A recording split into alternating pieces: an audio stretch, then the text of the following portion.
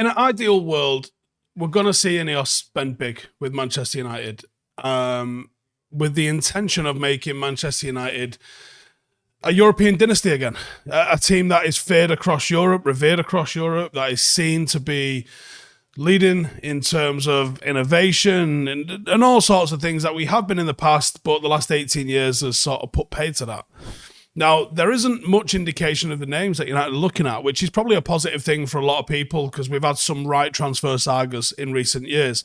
But it's certain that we need very, very good ones. Now, there's some talk that there's going to be around about 250 million to spend. That's going to be coming into the club in investment. I don't think that'll be coming entirely out of INEOS's pocket. I'm fairly sure there will be some sales to make. But it's hard to just be like, how much have we got to spend? Don't know. So to give it some sort of context and structure, I'm going to presume 250 million is the price that we're going to be looking to spend, which isn't mental. We have spent that sort of money in summers that have gone by. So 250 million could be what we're looking at. And I don't think we'll get much business done in January. So I want to look to the summer and go, right, okay, what would we do with £250 million budget? Where would we take us and how would we transform this team? So here's what I would do with £250 million. Let's start on the ins. Jean-Claude Todibo. The first in for me is Todibo, and I reckon you can get him for between 30 and 40 million, so let's call it 35 for argument's sake. Centre-back is one of those positions where I believe we're looking at signing someone for, and I know Martinez is back. I don't think we can risk another injury season with reliance on Johnny Evans, who's played more or less every game from us and been good while he's done it, but we shouldn't be relying upon him doing that. Todibo looks like a hell of a centre-half for any club. He's been massive for Nice, and obviously now there's at least a tenuous link between United and Nice. It could be someone that, rather than him going elsewhere to another top team in Europe, Manchester United suddenly becomes a very likely destination for him if all this goes through.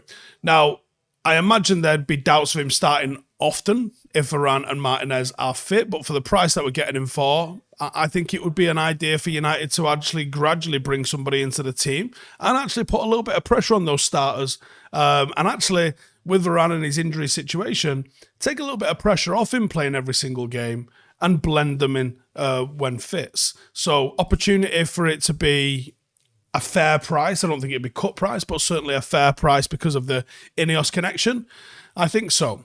As an alternative, you could have Antonio Silva, but I think he's going to cost double.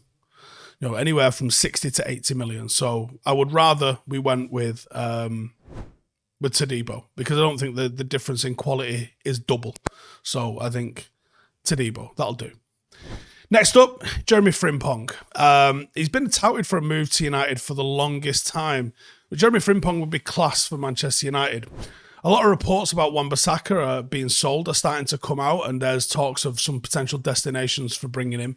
And I think finding a right back that could come in and make that spot his own is absolutely crucial. At Leverkusen, Frimpong has rightfully earned the title of a wonder kid. Even though he's just turned 23, I think there's an opportunity to bring him in and see what he's all about. The attacking output that we've seen from him is absolutely sensational. He does play a little bit like a right winger rather than a traditional right back, but he's been consistently the star man at Leverkusen for well over a year. There are questions, like I said, over that defensive stability that he offers, though, and he gets a lot of cover because of the way Xavi Alonso likes to line him up. On paper, it's a 4-2-3-1, and you've got exactly the same as United. In reality, when you watch him play, it's almost like a 3-4-3 kind of system, and he is effectively playing as a right winger. At worst, it's a right midfielder, but realistically, it's like a right winger. So you can have an asymmetric system where you could line him up on one side and put all of your attacking output through that and balance the team accordingly. But there are, let's be honest about what we're getting here. You're getting a serious amount of attacking output, or you have Wan-Bissaka as a backup and you alternate between what style of play you're going for by which player that you're bringing in. But Frimpong, I believe, is a player that you should bring in if you can. I think it'd be costing you anywhere between 40 and 50 million. Now, one that we've covered recently is Federico Redondo, and he's going to cost us 8 to 10 mil. Now, his stock is only going to keep rising. The Italian outlets are already touting him to a move to AC Milan regularly, and other top European clubs are certainly circling him as well. Now, if you get him on his first contract, he is the sort of player that's not probably going to go into the team immediately, but would have a lot less pressure on him. One, because of the price tag involved, but two, because other players are going to be doing the heavy lifting. That would allow him to sort of break into the first team under his own steam. If you sign him for 75 million after he's been at AC Milan for a season, then people are going to be demanding that this guy wins you titles and wins you games. Whereas if you get him on that first contract, that 8 million, that 10 million sort of buy, people are going to be like, let's give the kid a go, take him out, give the kid a go, take him out. And then when he starts to take control of games, you're going to think, oh, what a gem we've got on our hands here. And the expectation is just different if you get him early on that contract. Don't let him go anywhere else. He is absolutely destined to go to the top. I'd bring him in and I would give him the opportunity to learn his trade before unleashing him, because you're going to save 70, 80, 90 million. Now, I've got a rogue one here for you. And you know what? Sometimes I just like to throw in a little bit of an X Factor one, just because, I'll be honest with you, it gets boring making videos where you think this guy would be perfect for us. And we've identified how many forwards that would be perfect for us. And I think someone like Nico Williams is a very obvious choice and quite a bargain. I'm going to throw Leroy Sane in there. People are like, what? Look, he would be a sensational signing for Manchester United. And he wouldn't come cheap. I'm thinking it's going to be 60, 70, 80 million pound for him. But that's the sort of fee you have to pay for this sort of quality. He's a right winger. He can play on the left. He's extremely versatile, be the perfect option for us to make that right wing spot his own. Like I said, I've done a ton of other videos looking at different players that can play in those sorts of positions. Here's just another name, but there's a ton of them that we could get in and bring them in. But I think Sane is one that's a potential because he's absolutely rapid, he's skillful, and he is elite. And is 80 million good value? We'll be like, we just spent 80 million on a right winger and he's shit. Sane will be a definite upgrade, without a shadow of a doubt. I got another one here, which I think is a little bit of a rogue kind of shout, and that's Rooney Bagley, around about 30 million. So we spoke about him prior to playing Copenhagen, and we've spoken about him since playing Copenhagen. I think he's a bit of a calculated risk. 30 million. If you get Sancho and Anthony off the books for good, then you are going to need probably more than one player to come in and of different abilities. Now, you'd be right if you were saying, what about Amad Diallo? Yeah, okay. You have got Amad Diallo, but we haven't seen Amad Diallo doing it consistently in the first team just yet. Someone like Rooney looks like we could take a risk with him for the budget that would be required for him to come on board. 25, 30 million pound. He's easily a better quality than £90 million that we paid for Anthony. So for me, it's a bit of a no-brainer as just having a little bit of depth in that position. Now, Amad Diallo could save us that £30 million by getting game time and delivering and taking his opportunity when it comes. I think Rabiot, on a free, there are question marks about his attitude, granted, but and he would also be on high wages. But I think the quality of him is probably undeniable. And I think for free, I think he could really do us a job. You can have the conversation about butchering the wage bill. If he's going to come in and break the wage structure, it's not a risk I'm willing to take. If he's just on relatively high wages, I think it would be a risk I'm willing to take. But there's a caveat with him. How much is he going to cost? And then some youth opportunities. I'm going to spend a little bit around on some youngsters. And it's vague, but I'm going to put aside around 50 million trying to find youngsters, a little bit like Redondo, that can come up and United can start putting some markers down for big players in the future. We've been getting mugged off far too long in the market for players that are still a risk. Look at the Howson deal. Yes, still unproven, but that was a big risk for us for the money that we spent for him.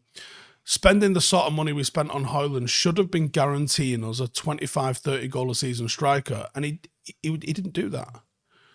But if we start picking young players early doors, we will get them for smaller fees and they will save us so much more down the line. The reason we're calling it youth opportunities rather than giving it a specific player title is because it's a very, very general thing. It's having money set aside for an opportunity. And that takes us to 240 million, 250 million pound.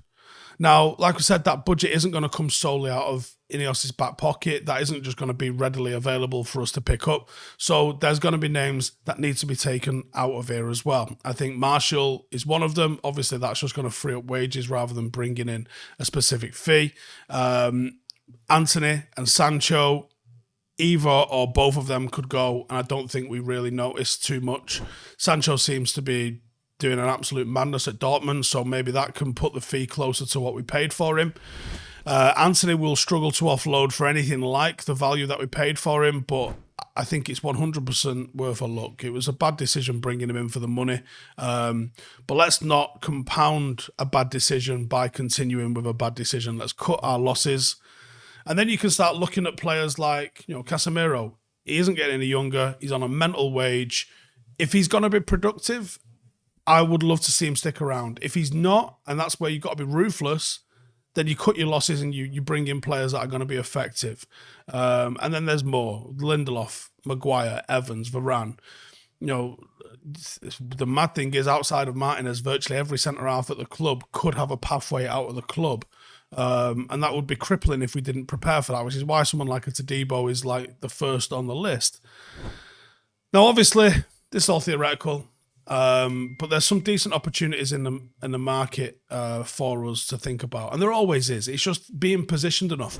Like when you see reports about like United didn't realise that Saudi was an option until the window almost closed in the summer, and you're thinking, how? We were all joking about it all year, and you lot just didn't have any contacts out there. It's embarrassing. But you don't have to have all of your plan A's come to fruition. But where United have gone down is only having plan A in the past. We need the plan B, the plan C, the plan D. 250 million could do a hell of a lot for this squad, but only if we're sensible. And now we're out of the Woodward era, and we're supposedly bringing in people who can identify talent and bargains and the right stuff. I'd hope to see that 250 million better spent than the near billion that we've wasted on players in the last 10 years. Let me know your thoughts on all of those, and I'll see you in the next one. Laters.